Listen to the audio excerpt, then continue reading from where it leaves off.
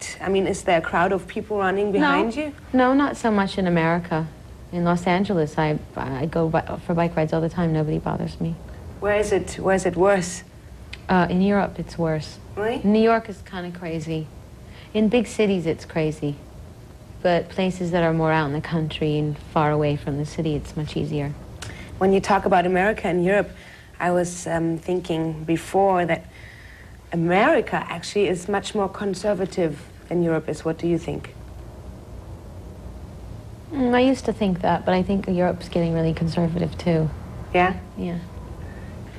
But then again, I mean, maybe that doesn't show how liberal a country is, but for example, if you would say fuck right now, you know, like 100 times, I guess nobody would care because, I mean, we wouldn't cut it out, you know, because everybody says that on the street, so why not saying it on television? Don't you think that this mirrors somehow another attitude towards those things? Well, in that respect, then Europeans, I would say, are less hypocritical that way. Yeah, that's what I meant. There's a double moral thing in America. Yeah. But would it at all challenge you to say fuck if they don't cut it out? No. So what is the reason then why you want to challenge the society, or what is the reason why I'm not you're interested in challenging people who, I mean, it's like, that's like preaching to the converted. I mean, the reason that I would go on television in America and say fuck is to show the hypocrisy in America and show how ridiculous it is, because everybody and their brother uses that word, and it really doesn't have anything to do with sexual intercourse. It's like an expression of joy, love, shock. I mean, it means so many things, and it's ludicrous to not be able to say it and have it bleeped out. It's the same for shit. You know, you're not allowed to say shit, and you're not allowed to say fuck, you're not allowed to say... And meanwhile, everybody says it in everyday life. So I feel inspired to, you know, push those buttons because I want to show how ludicrous it is.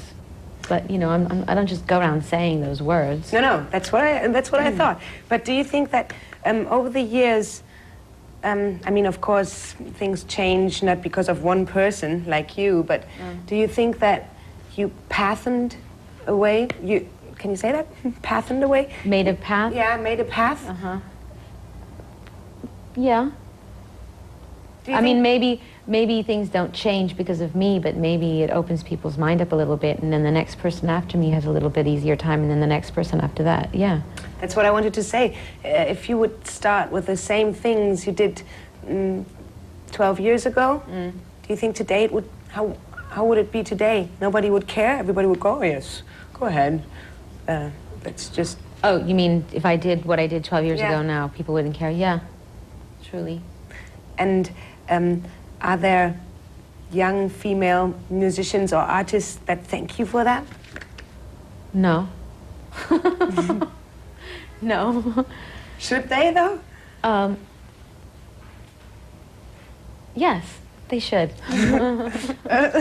And do you have the feeling that they... Are ungrateful? Yes. Yeah, yes? Like who? Who's ungrateful? What did they say? Well, you know, I think it's hard for people, you know, I mean, I think most people who are starting off in the business don't want to say that someone else influenced them or you know, forged the way for them. I think people want to say, you know, I did this on my own, and, you know, but there's always someone before you that... Who was before you then? Debbie Harry. I mean, that's the only person I can think of. I mean, there were other artists that were, you know, coming up before me, I would say, that inspired me, like Chrissie Hynde from the Pretenders. I mean, there were people that were already doing well before me, and I looked at them and I said, oh, they're strong women and they're doing what they want, and that was inspiring to me. Were there other artists than music artists that inspired you? Or do inspire you? Now, you mean? Yeah.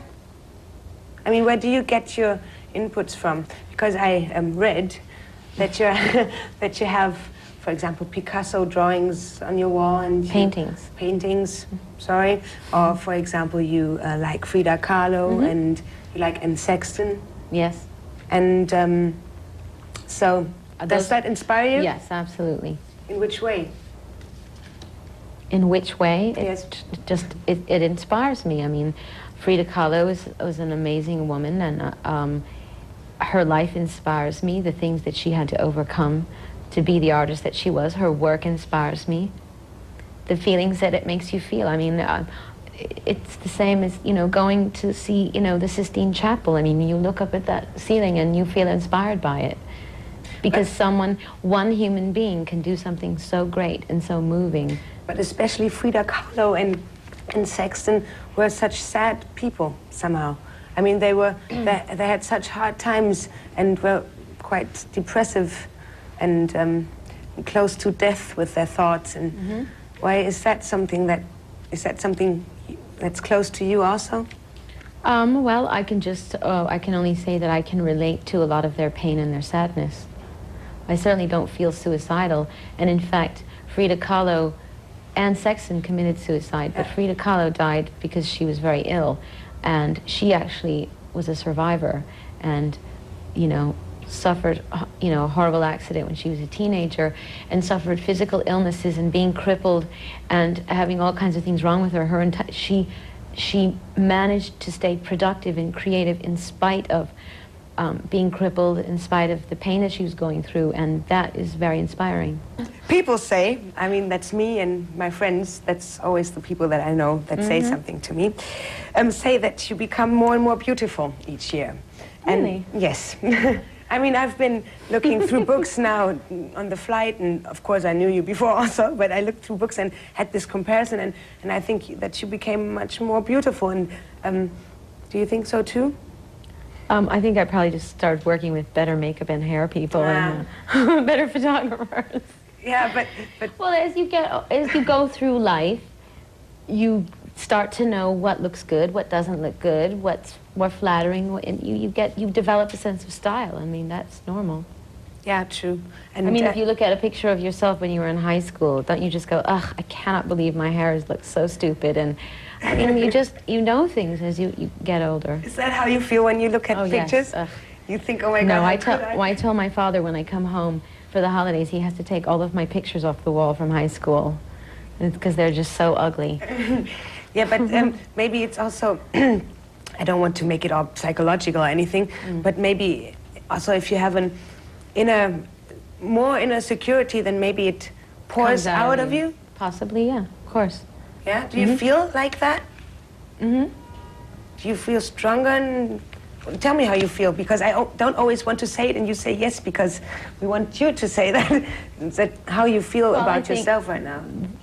I think I'm certainly wiser than I used to be. I think I have a better understanding of life.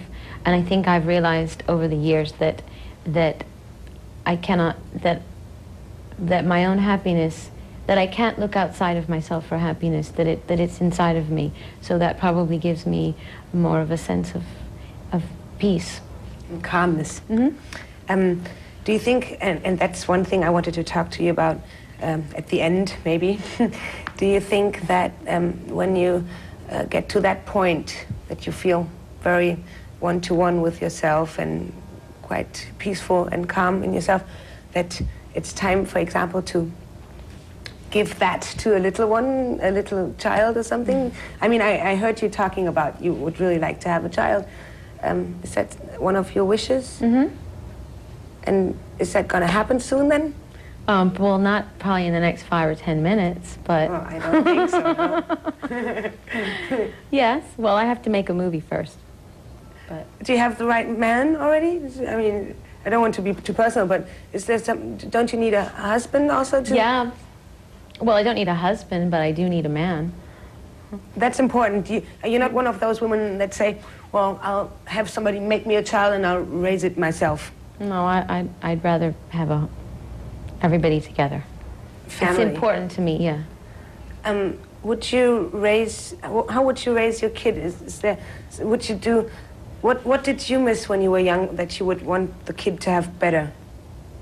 Well, I didn't have a mother. Yeah. So what I would do is be the mother that I never had. Would you be able, with your life, to be a mother for the child? Or? Yes. I mean, I suppose my life would have to change to a certain extent. But I look forward to that. You would sacrifice some things for that then? Yes. Good. Can I still